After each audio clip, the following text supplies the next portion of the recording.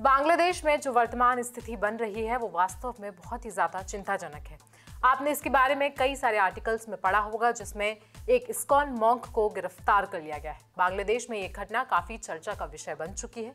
दुनिया भर के कई संगठन जिनमें भारत भी शामिल है इस घटना को लेकर चिंतित है। भारतीय सरकार ने भी बयान दिया है कि बांग्लादेश में इस्कॉन के प्रमुख सदस्य चिन्मय कृष्ण दास को गिरफ्तार किया गया है और उनकी जमानत भी रद्द कर दी गई है। नमस्कार, मेरा नाम है आयुषी और आप देख रहे हैं जनसत्ता। ये घटना बांग्लादेश में बढ़ते धार्मिक असहिष्णुता और हिंदू समुदाय पर हमलों की श्रृंखला का हिस्सा है। पिछले कुछ समय से बांग्लादेश में हिंदू समुदाय के खिलाफ कई हमले हुए हैं। भारत सरकार ने भी कई बार इस मुद्दे को उठाया है। विशेष रूप से डोनाल्ड ट्रंप ने भी बांग्लादेश में हिंदू समुदाय पर हो रहे हमलों पर चिंता जताई थी। इस्कॉन जो दुनिया भर में कृष्ण भक्ति का प्रचार करता है, बांग्लादेश में भी काफी सक्रिय है और वहां के हिंदू समुदाय के बीच अपनी उपस्थिति बना चुका है। इस्कॉन की दुनिया भर में 8800 से अधिक मंदिर हैं और इसका प्रभाव न सिर्फ भारत बल्कि यूरोप, अमेरिका, रूस और जापान जैसे देशों में भी है। बांग्लादेश में हिंदू समुदाय की संख्या लगभग 1.3 करोड़ है, इसलिए इस्कॉन का वहां एक महत्वपूर्ण स्थान है। इस्कॉन ने डोनाल्ड ट्रंप के बयान की सराहना की थी क्योंकि ये हिंदू समुदाय पर हो रहे हमलों के खिलाफ एक प्रमुख आवाज थी।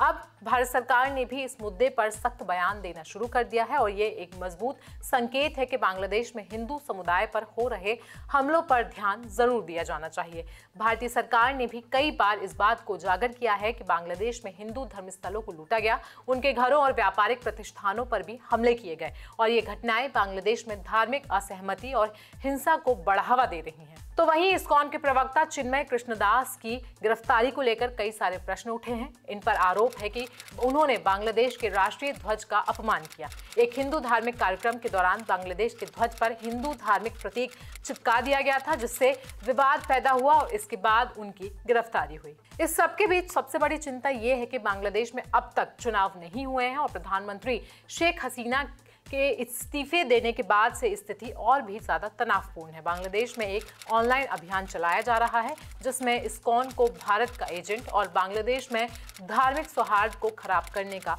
आरोप लगाया जा रहा है। अब ऐसे में ये सवाल उठता है कि क्या भारतीय सरकार को इस पर किस प्रकार से प्रतिक्रिया करनी चाहिए। भारत और बांग्लादेश के रिश्ते काफी गहरे हैं और भारत बांग्लादेश को कई क्षेत्रों में सहायता प्रदान करता है, जैसे बिजली आपूर्ति और व्यापार।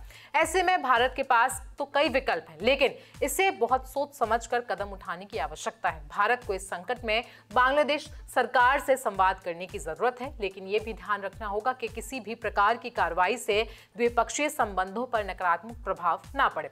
अंत में इस मुद्दे पर आपकी राय क्या है? क्या आपको लगता है कि इस्कॉन के मामले को लेकर भारतीय सरकार को बांग्लादेश के खिलाफ कुछ ठोस कदम उठाने चाहिए या फिर नहीं? हमें कमेंट सेक्शन में जरूर बताएं। बाकी आप इस पूरे मुद्दे पर क्या राय रखते हैं वो भी हमें कमेंट सेक्शन में जरूर बताएं। बाकी देश और दुनिया की खबरों के लिए बने रहें जनसत्ता के साथ।